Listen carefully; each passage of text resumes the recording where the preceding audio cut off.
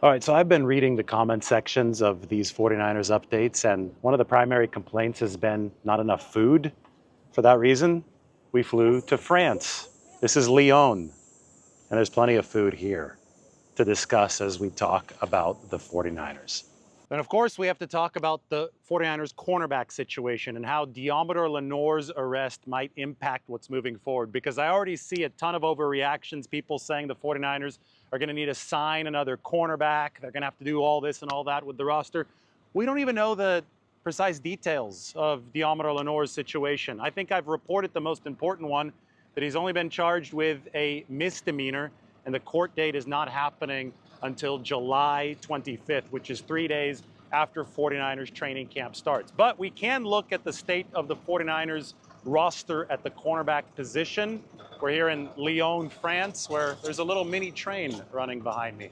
That's cool. This is called Bellevue Alley, which means Beautiful View Alley. This is like their Golden Gate Park or their Central Park in Lyon. And they've got a little miniature train. We could have been on that, Margot. But no, we decided to walk instead because I think we can move a little bit quicker walking through the park. Although it does have a beautiful view and there has been beautiful food in this city. But talking about the 49ers cornerback room, they signed Trey Brown. They drafted Upton Stout. This is a team that, people say, oh my gosh, something happened off the field with Deommodore Lenoir. The 49ers are going to be completely tanked at the cornerback position. And, cornerbacks have missed games before. So even if he is suspended for a game or two, and there's no way to know what's going to happen as far as NFL discipline goes, if there is NFL discipline here.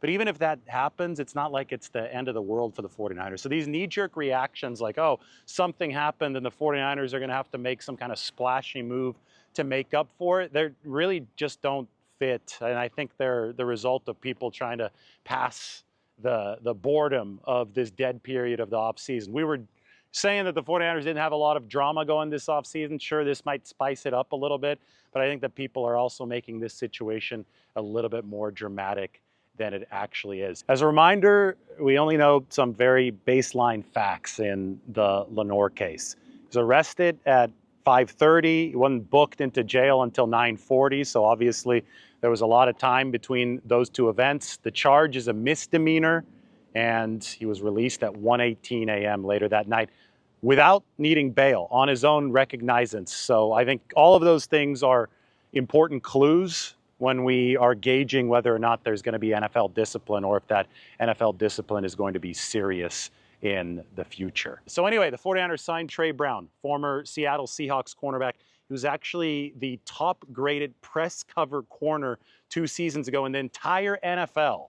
And the 49ers obviously are going to want a lot of press coverage with Robert Saleh back in the fold. The last time that Robert Saleh was the 49ers defensive coordinator was 2020. That was the season before they drafted Deommodore Lenoir in the 5th round. So the 49ers obviously have evolved defensively over the years, and so has Robert Saleh. But I think still at the core, they want feisty cornerbacks who can puff their chests out, who can go in and play physically near that line of scrimmage. It was Deommodore Lenoir who got Kyle Shanahan fined $100,000 back in 2021 at rookie minicamp for contact that was impermissible, press coverage contact that was impermissible at minicamp. And I think that Trey Brown is able to deliver that. I think that he's either going to be cornerback depth or he might even be one of the 49ers' top 3 corners this season. Then there's Upton Stout. They used a 3rd-round draft pick on Upton Stout out of Western Kentucky. I did a big feature on Upton Stout. I traveled up to Western Kentucky to talk to his coach, to go see what he was all about. 49ers love this guy. We even have some workout footage of Upton Stout recently. Really, I mean, his name is very fitting, Stout, right? I mean, he's the strongest corner in this 2025 rookie class. He was able to put up 21 bench press reps, which was the most of any DB. Well, he's only 5'8", but he plays much larger. And if he can earn a starting spot, it's going to be at nickel, and that's going to allow Deommodore Lenoir to stay on the outside over the course of this season. And even if Lenoir, again, even if he misses a game because of this, or if he misses a game because of an injury, the 49ers seem to have built up some nice, robust cornerback room depth. This is the team that drafted Renardo Green last year, used the 2nd-round pick on a corner, highest ever cornerback pick for the 49ers under John Lynch and Kyle Shanahan, and he impressed, and I think he's ready to make a year two jump. Looks a little bit more muscled up. He wasn't able to deliver press coverage during OTAs, but Renardo is going to be a good backstop for the 49ers as a cornerback one, just in case Deommodore Lenoir has to miss some time. And when you talk about depth, I could talk about Trey Brown and his starting experience for the Seattle Seahawks all day, but you can't forget Darrell Luter Jr., who has the length, I think has the physical prototypes to be a good cornerback in Robert Saleh's system. So that's before we even get to the undrafted free agents like Jacob Robinson, who joined this team, Derek Canteen, who qualified for the 49ers roster through a tryout, a rookie tryout at the rookie minicamp, Dallas Flowers, veteran whom the 49ers have added, Trey Avery also on this team. So they've got a lot of options at the cornerback room. In fact, I would say this is one of the most intriguing position groups as far as depth goes, because a lot of new names, a lot of talented guys who should all be hungry to prove themselves working under Robert Saleh, new defensive coordinator, but also the old defensive coordinator, somebody who's had a very documented track record of success for the 49ers. All right, one more look here at the lake and, of course, at the food in Lyon, which happens to be they say it's the gastronomical capital of France. It's not Paris.